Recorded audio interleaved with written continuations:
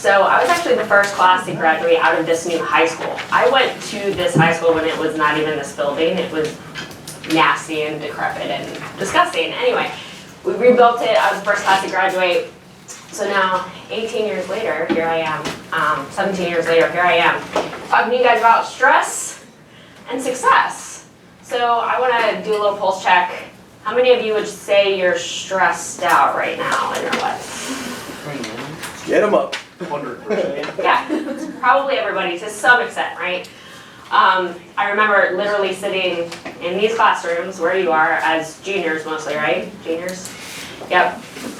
Freaking out about midterms, freaking out about finals that weren't even, were months away. My GPA obsessing, like Mr. D said, I was most likely to succeed, straight A's my entire life. I ended up graduating third from my class of 500.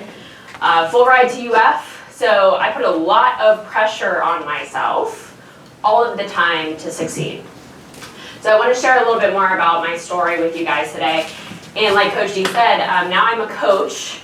I was a health coach for a while, and now I'm actually a career coach, but more so a holistic career coach. So I look at the mind, I look at the body, I look at even spiritual aspects that contribute to your life success. And I want to share more about my story, some things that I've discovered that work well for me, but not only that, things that are now working well for my clients and people that I coach every single day.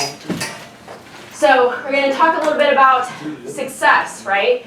I want to get a pulse on what you guys even think about success, how you define success. I'll share more about how I define success, some things that can affect that success, and then obviously stress, what it is, and what we can do to succeed more, especially in coping with that stress when it comes to all of these things that you're trying to achieve for your life.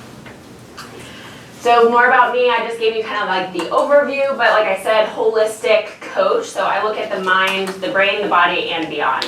It's not just this mental, emotional thing that we're experiencing, but it really does affect your body. It affected me so much that I made myself ill. I had severe digestive issues. I couldn't eat anything without having severe pain. I actually gave myself a gluten intolerance because I had so much inflammation in my body from the stress that I now can't eat gluten. It's a problem.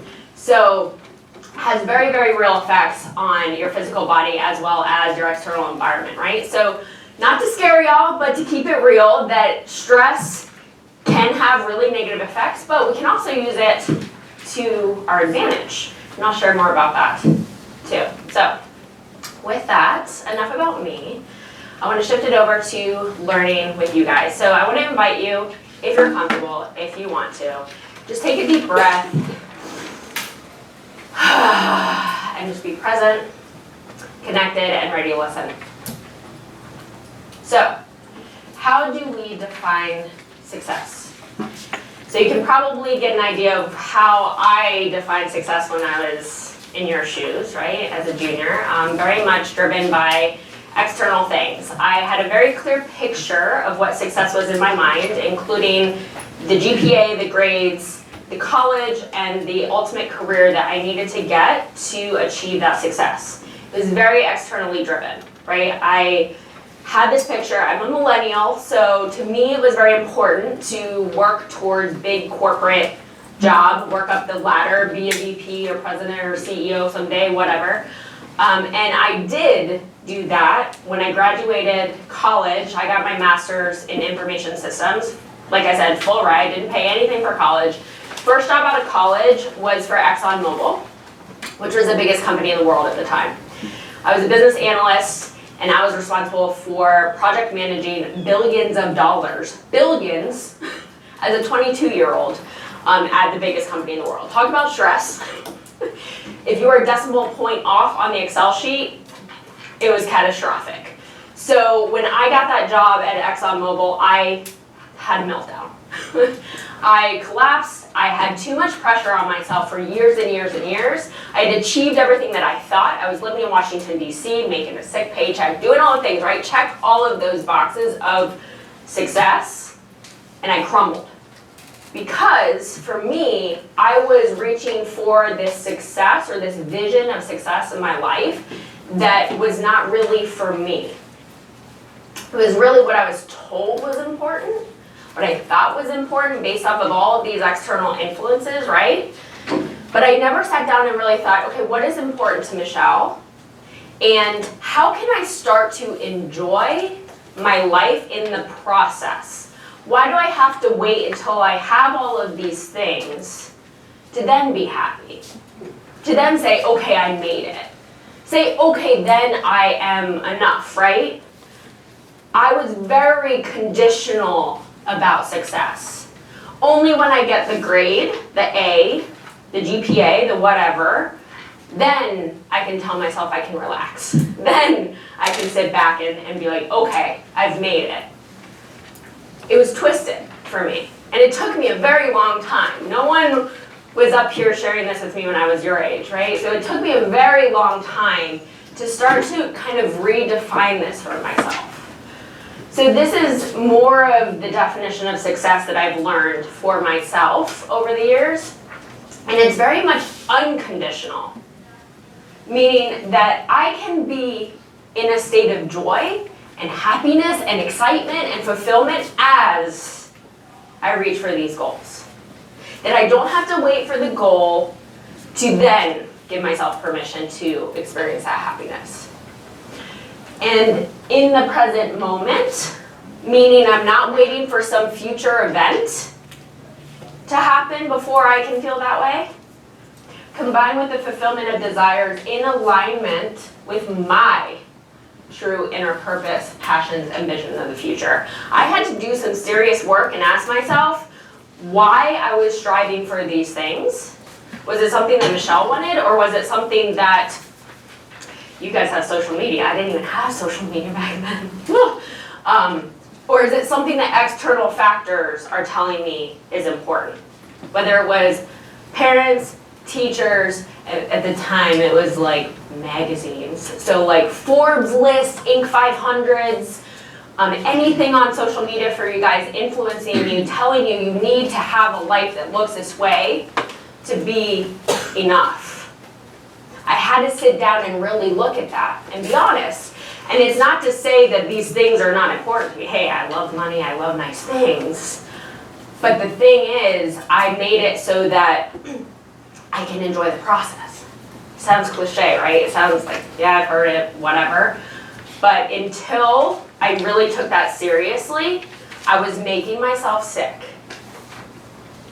with the stress.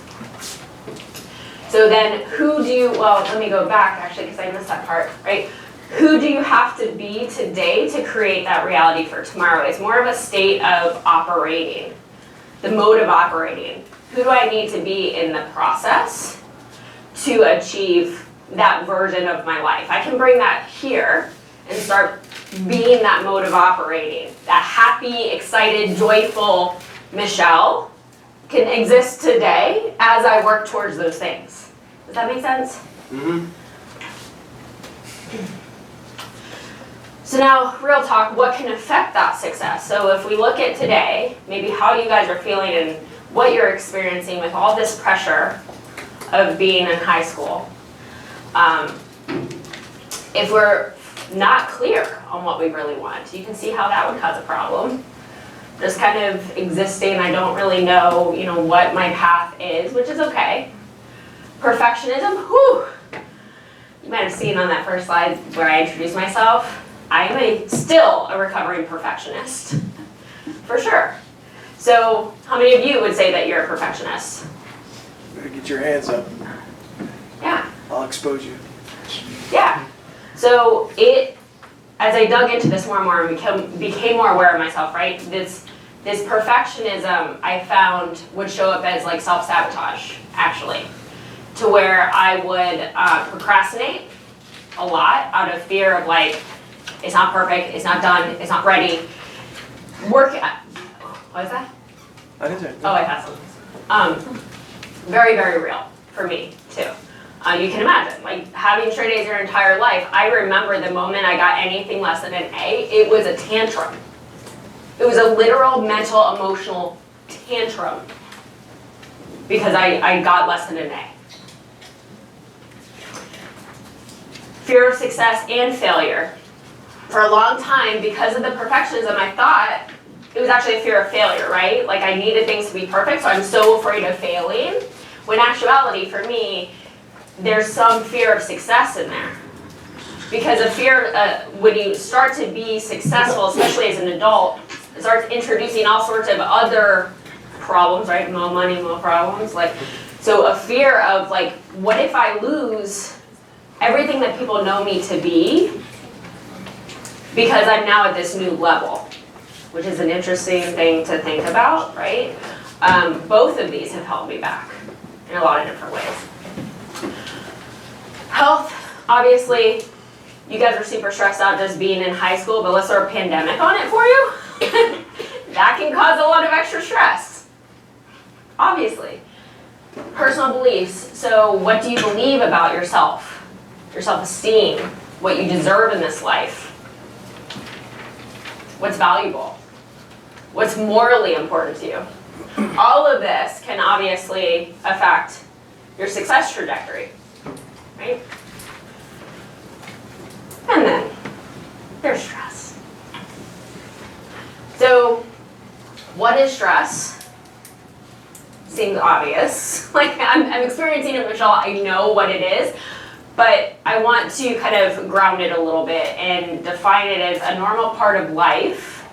It's our body's reaction to a change that requires an adjustment or a response, right? Something is happening in my either my external environment or my internal environment, meaning it could be like a disease or a virus, right? That could be going on, that could cause some stress in the body.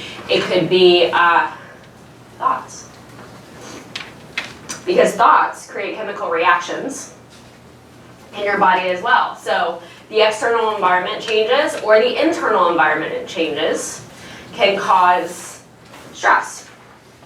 So the body reacts to these changes with physical, mental, and emotional responses, and you can experience stress from your environment, your body, and your thoughts. So when we really think about stress, it can come from anywhere. So then how do you really, well, why it matters, sorry, I jumped ahead. Why it matters. The World Health Organization actually defines stress as an epidemic of the 21st century. You guys have, especially with the pandemic, started to realize like mental health is really, really, really important.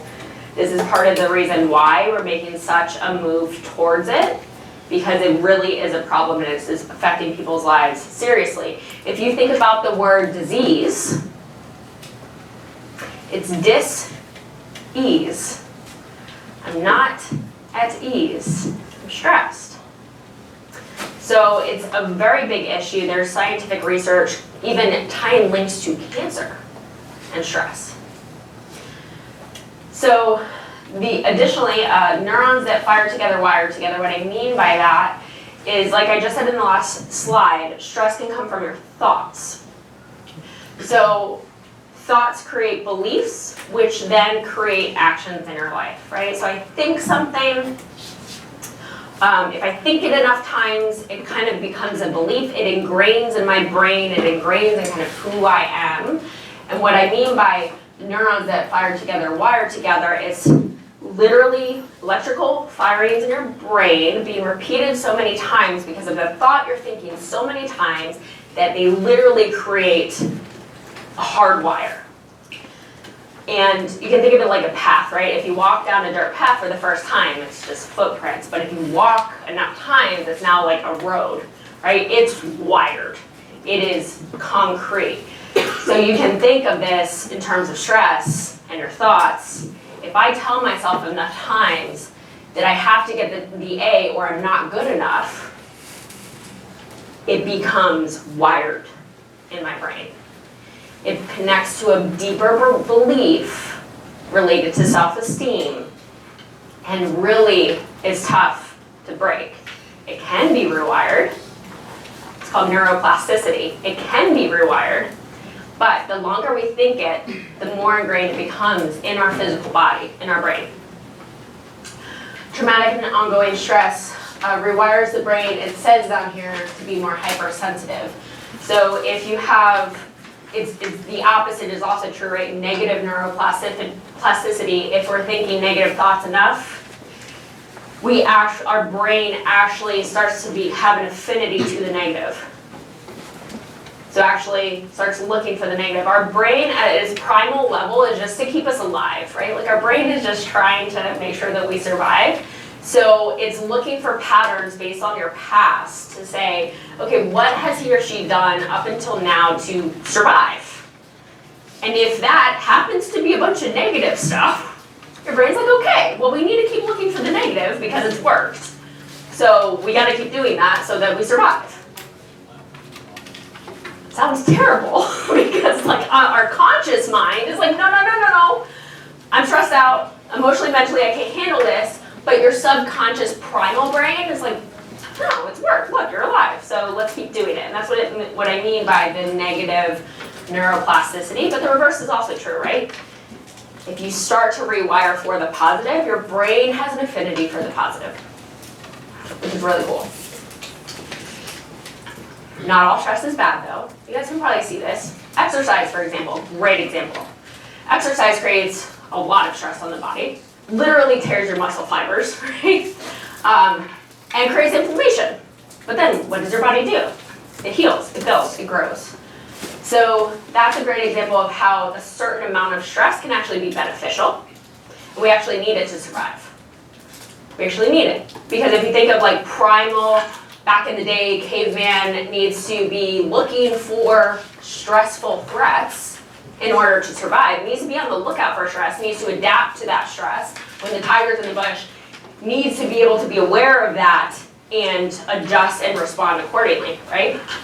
So up to a certain extent, right here, you're not peaking yet. But this graph is really great because it also shows the physical triggers that you can start to become more aware of when you're on the edge of too much. Right? I'm so tired and I don't know why. All the time I'm exhausted. Right? Fatigue, exhaustion, it starts to become a lot. Right? And then I remember being in this a lot around exam time. My mom still jokes about it. She's like, I could not be in your vicinity when you were studying for an exam because you were evil. I would panic, anger, anxiety, overwhelm all the time. Get away from me, I need to study. That's an indicator. Maybe I need to take a step back. Maybe it's too much. Because I did break down. I did. I would cry in my car in Washington, D.C., going into ExxonMobil every morning like, I can't handle it. I get emotional thinking about it. I can't handle it. So, again, I want to just offer you guys some ways to start to combat this now. I'm saying this, yes, a little bit too scary, but at the same time, it's not too late. May I interrupt for just a second? Just to see, before you move on to the what do you do, you don't have to raise your hand. How many of you, she just described crying in her car on the way to ExxonMobil. How many of you have moments even once, have had a moment in the parking lot before you came into school at any time in the last year? At any time. You can raise your hand if you want, but if not. So that's who you're talking to right here. So right now, crying or screaming or whatever, however you, yes, yeah, for you, Quinn, it'll be rage. It's interesting you say rage because rage would be like the surface emotion, but underneath it's like this deep dread and fear. No, just anger at people. Yeah. For their utter stupidity. Well, that's a deeper thing, but I get that. No, but even that, it's interesting you bring that up because even that, the more that you're aware of those moments when you hit that limit of like, I'm just pissed off at everybody. I get to those points where it'll be like at the gym. It's like, don't talk to me. I'm like, what's going on? Like something is going on that like I'm getting to that point where I need to, where I like get that frustrated over little things, right? So if you guys are aware of that, that's a good thing actually, because If you're not aware of when you hit those limits, it's very hard to change it. So what do we do? Drop the struggle. What do I mean by that? Drop the struggle. Well, there's a very different, again, going back to my whole definition of success, right? Mentality in, I have to get the A, I have to get the A, force, resist and struggle and hustle and just like, I have to get the A. Very different than still studying, still putting the time, still putting the work. But maybe I give myself permission to like go for a walk, go out to dinner with friends, enjoy life in the process. It's actually more beneficial to take those breaks, to recalibrate, and again, to give yourself permission to like enjoy life a little bit while you're working. It doesn't have to be so forceful all the time. All the time. I've been there, believe me. Believe me. So if we focus on success, you'll have stress. But what if you pursue excellence?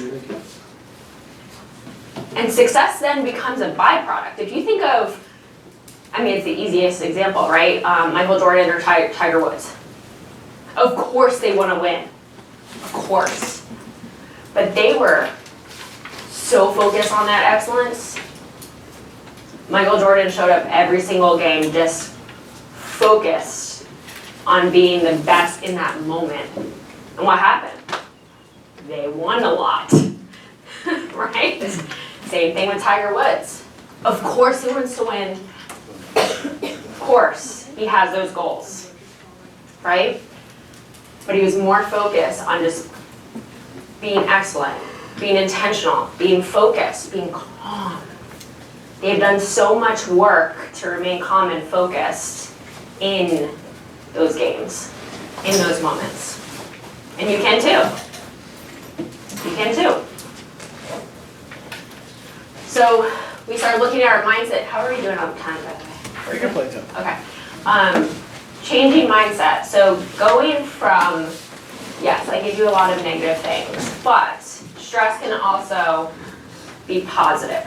So if we think back to that bell curve, I'm becoming more aware of those points and those reactions that you're experiencing in your body. The body is a great indicator of that, and our emotions, right? When do you find yourself getting emotionally like triggered very easily? When are you reacting more rather than taking a step back and responding more? When we're in those reaction modes, like just getting mad or like just getting overwhelmed or frustrated or whatever it is, those moments are when our brain is in that primal survival state of fight or flight. Okay, that's super stress mode. You think of the tiger in the bush, right? Like, trigger, I'm ready. And you're reacting rather than, obviously if there's a tiger in the bush, that's appropriate. But if I'm getting ready for a test, I'm studying for the test, I'm in the test, I can be more responsive. I can come from a place of calm. I can calm down my nervous system out of fight or flight, out of stress mode, and come at it like Tiger Woods. With that focus and that perspective of excellence rather than just focus on that end result of the grade, right? This one's a tough one, right? Don't judge yourself when you don't perform at your best. Become aware of what's affecting your performance. So, the judging. So part of my tantrum when I got a grade less than an A was a lot of self-deprecation. A lot of those thoughts of, you're not good enough. That's just the generalization of it. A lot more evil things were said. But at the root of it was, you're not good enough. That's a very dangerous place to be because it goes back to that negative neuroplasticity, right? I'm literally wiring my brain for the negative. starting to ingrain deeper beliefs of who I am, what I deserve, if I keep repeating that negative. So instead, we become aware of what's affecting our performance. So when we don't perform at our best, how can we think about that differently? Rather than like, I didn't get the grade and I am unworthy, I'm a terrible person. I took it very personally when I didn't get a good grade. It was me. That I am not a good person, I am stupid. Again, more evil than that. But can I take a step back? Can I take a look at, okay, where were the learning gaps? What went wrong in my studying process? Was I super stressed out when I was studying? Because you're not going to retain nearly as much when you're coming from a state of stress and trying to retain information. You're not. So taking an honest look at okay, what part did I play? What were the honest learning gaps? And maybe what can we improve on next time? Cliche, I know, but in your adult life, it will serve you tremendously, I promise. Focus on end goals, don't do that. Focus on the presence. Focus on who you are being in this moment, coming to each situation, fully present and focus on being that person that you think you can't be until you reach that end result, and bring that person here. Michelle can be happy, healthy, joyful, fun, playful here. Why does she have to wait until she gets the grades or the job or the paycheck? Why? It's backwards. Don't prioritize success, prioritize the excellence, which we have talked about. So, tools. So I am a health coach. I love working out, always have, always will be a coping mechanism for me when it comes to stress. So if you're ever angry, listen heavy stuff. Mind-body connection, so mindfulness and meditation. I'm also certified in mindfulness and meditation. This, more specifically, mindfulness has been my saving grace when it comes to stress. And what that does is really teach you how to be present and non-judgmental and aware of what's going on. So mindfulness, I can share a little bit more. A coping mechanism for me for a very long time was actually eating. I worked out and I ate. I had an eating disorder for years. And mindfulness helped me be present with those emotions that were making me want to eat. So when I brought more awareness to the thoughts, the chemical reaction, aka the emotion that happened as a result of the thoughts, and then the actions that I took, in this example, eating in excess, the more aware that I became of that connection and that whole circle, the more control I had over it. So it went from a very reactive state, again, remember the stress, the reactive state, to more of a responsive state. I'm feeling these emotions, I'm thinking these thoughts, I want to cope in a certain way, whatever that is. Mindfulness allowed me to breathe, calm down my nervous system, get out of fight and flight, and respond. Start the rewiring of the thoughts. Start the rewiring of that trigger that sent me into spirals a lot of times. Meditation is just another way of thinking about essentially being present, bringing more awareness to how you're feeling physically, mentally, emotionally. It doesn't have to be a spiritual practice. I didn't get into it for the spiritual side of it. I got into it because I was stressed the heck out, and I heard that it was good for me, and it worked. So I don't use meditation as the stereotypical sit cross-legged in silence for an hour a day. I do whatever I need to do. So working out can be meditative for me. I'm fully present. I'm thinking about the mind-body connection, the contraction of the muscles, really connecting with what I'm doing and zoning in on being fully present.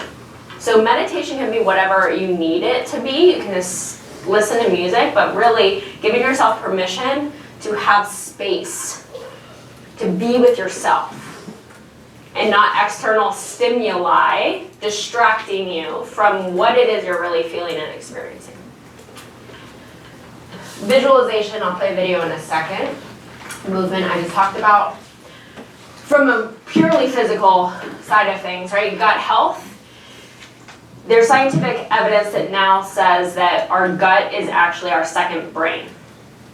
There are neurological connections straight to our brain that affect our mood, our focus, and obviously our energy, right? So if you're not fueling yourself with nutrients and nourishment, and your gut is ripped up like mine was, it affects your mood.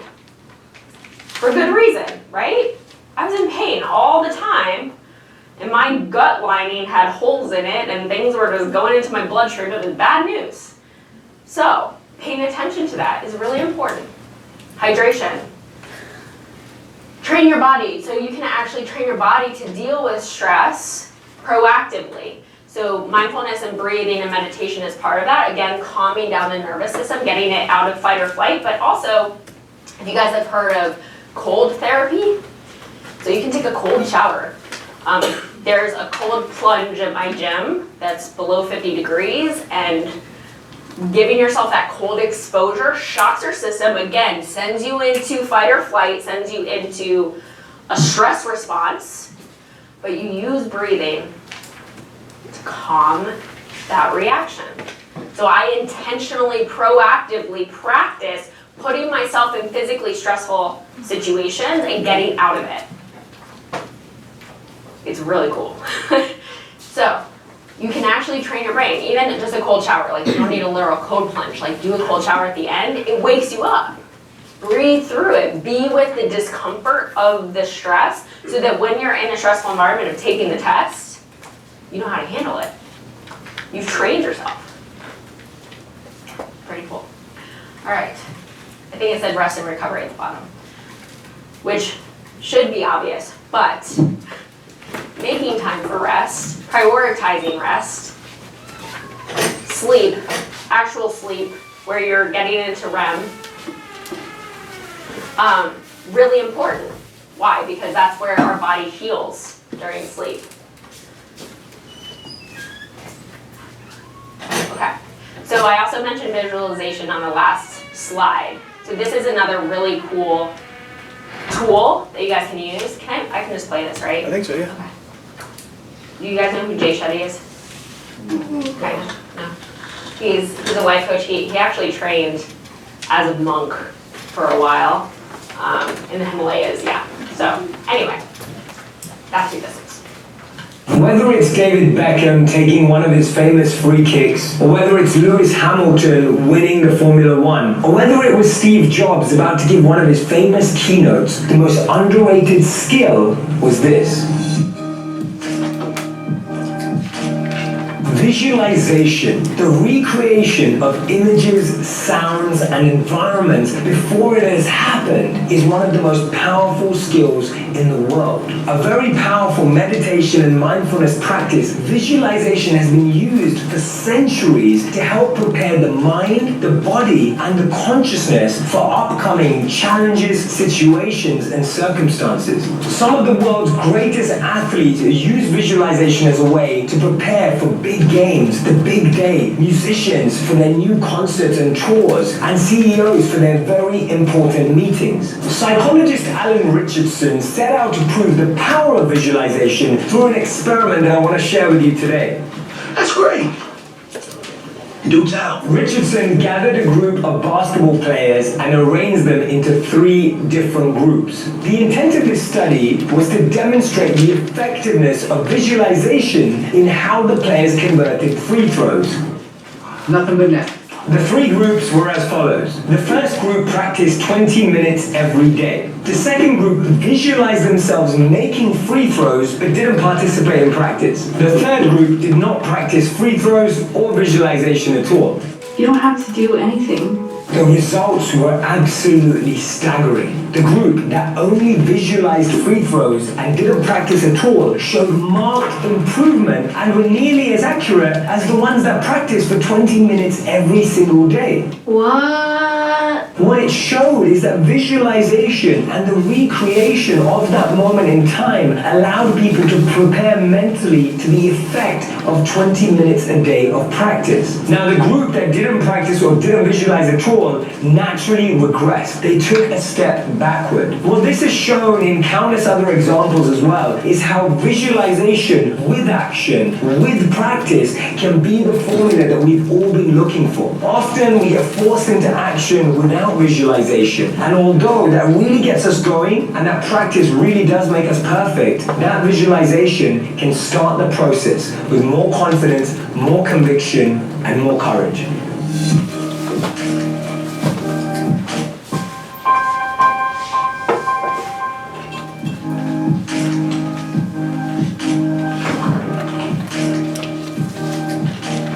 What do you guys think? Pretty cool, right? You can see how that can help with stress a little bit, maybe? If we're able to actually get in that mental space of rehearsing, again, focusing on the positive that we want to accomplish before we even accomplish it, we're priming, another way to think about it, we're priming our brain for what we want, not what we don't want. If you think about stress, at the root of it, stress and worry, anxiety, we're focusing on the things we don't want to happen. What we don't want to happen, we don't want to fail, we don't want to do poorly. That's where the stress comes from.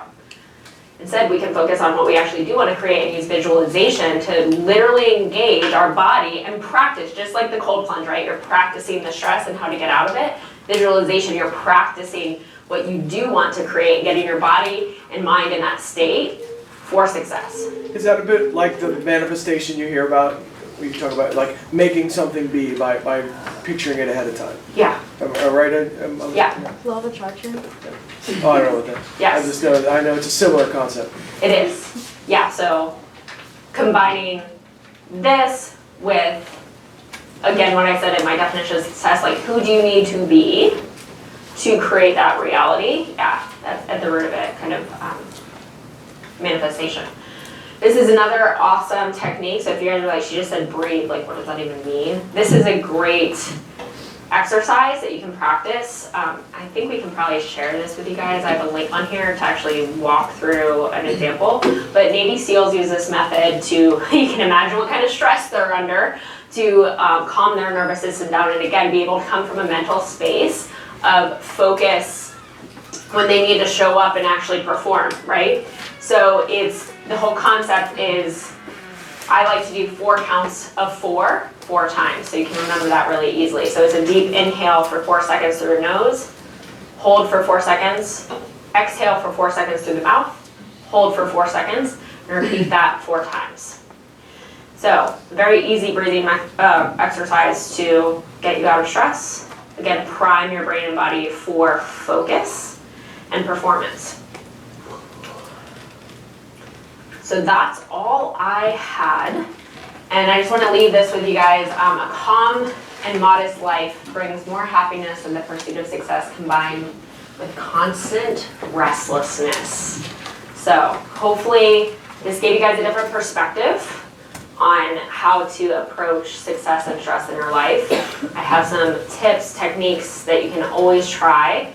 I really encourage you to explore this for yourself. It's more of a personal journey to become more aware of how you respond to these situations and what you can do, what works for you to get out of that stress response. But I promise you, if you spend the time, it will be worth it.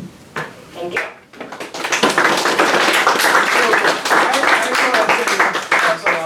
Yeah, any questions? So the reason, one of the reasons I bring Michelle in so often, A, we adore her, we love her, but B, when I left the classroom for years, and I know I've told you this, but I'm also kind of reminding some of you guys, and those of you on camera. I left the classroom for 8 years, from 2008, 2016, 17.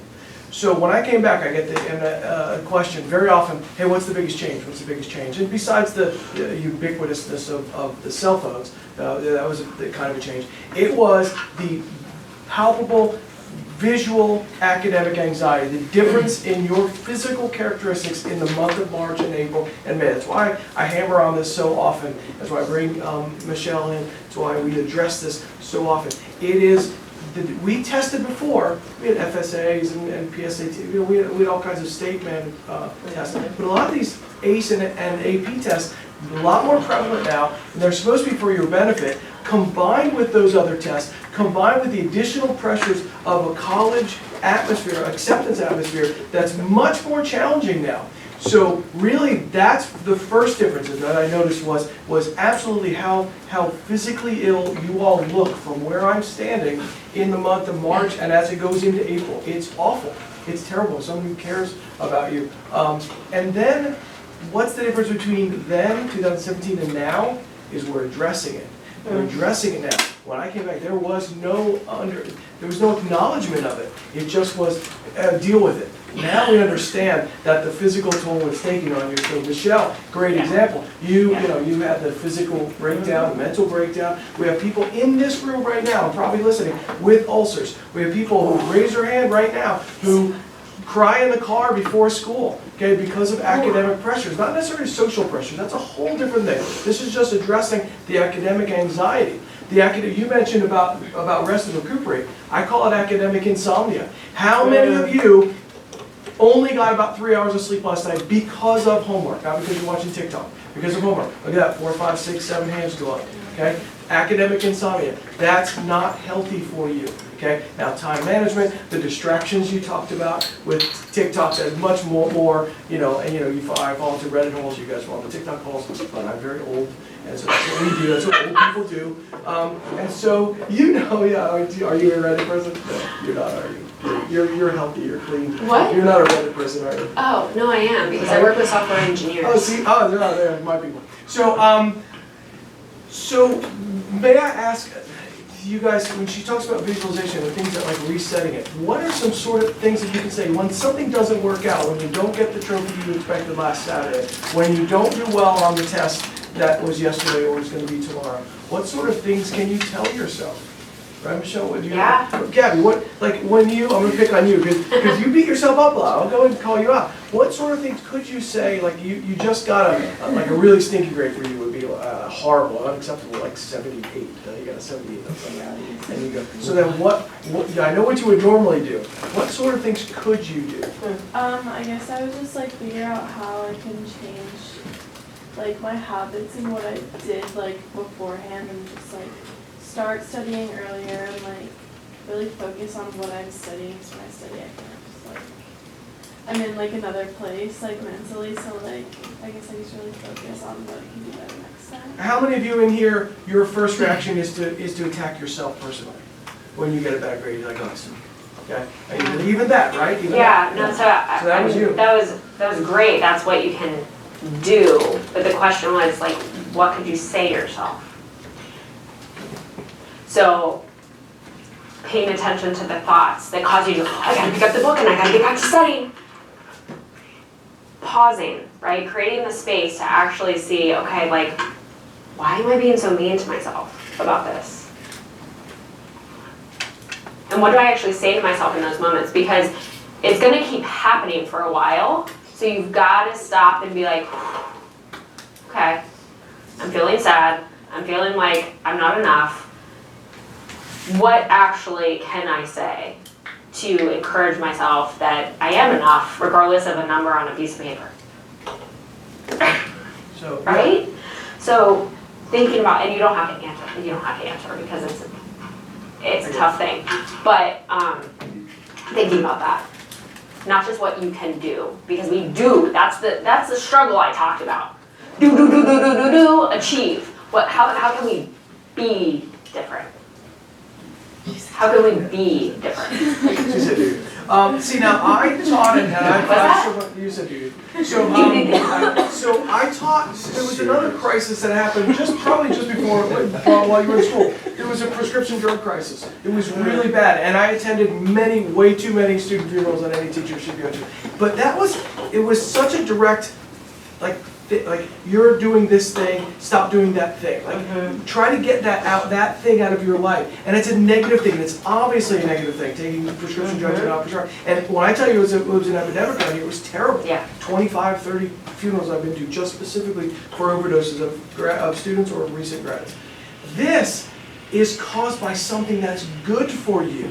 And you're encouraged to do more of the thing that's causing you physical, spiritual, social, mental damage, okay? And it's because of the way it's being presented and because of the lack of acknowledgement of any sort of coping mechanism. That's why I keep bringing this in. It was my #1 motivator for coming into this program, is getting that joy back into what we're talking about. And so that's really why you bring in an expert like Michelle to come in and help you guys out. What questions do you guys have? I'm not going to dig into the uncomfortable stuff too much, even though that's my job. I literally help. So I mentioned software engineers. So the people that I work with every day go through a coding boot camp for 6 months. So they're completely changing their life. They might have been like servers or like admin assistants or personal trainers, and then they're like, no, I want to change my life, be a software engineer. And then I help them get a job at the end of that. So you can imagine the kind of stress that they go through of that program first, and then making this huge life change where they don't feel like they deserve that at all. They have no experience in this, and now they have to get a job. And so I coach them every single day on these beliefs. What's the general age range of those people? Are we talking about? All over the place. Yeah, usually like 20 to 35, I would say, And it's on general, average. okay. Oh, it's intense. It's 1,000 hours, 12 hours a day for 6 months. You're learning how to code, like build programs front to back in 6 months.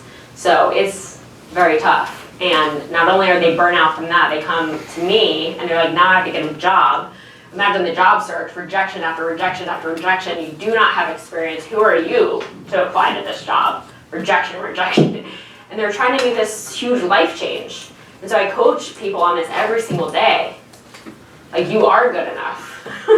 You did something really, really difficult. They don't have grades, luckily, but still, it's trying to make this switch, and literal companies telling them they're not good enough, not even giving them a chance. So they have all sorts of stuff going on in terms of the beliefs that they have and the thoughts that they have about themselves and what they deserve in their life. So what kind of questions do you guys have based on where you are right now in your life? Well, yeah. Yeah. What do you think is the best way to approach, not just like the day-to-day things like the tests, but like the big life decisions, like just like for me it's like choosing like where I want to go to college. So what's like your best way to approach things like that? So I'm hearing you, so you have a lot of pressure on defining that decision as like the next step to the rest of your life, right? So we can look at it differently. It's just a next step.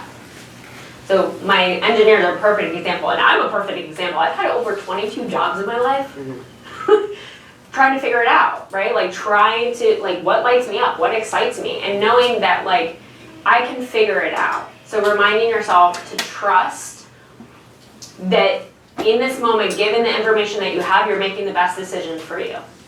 And reassuring yourself of that, and knowing that like the next step, you'll have new information, and you can make the next best decision. So instead of tying it to like, this is forever, and this is gonna dictate the rest of my life, bring it back to reality of like, I'm just making the best decision I can right now, with what I have, and I trust myself to keep going with that new information.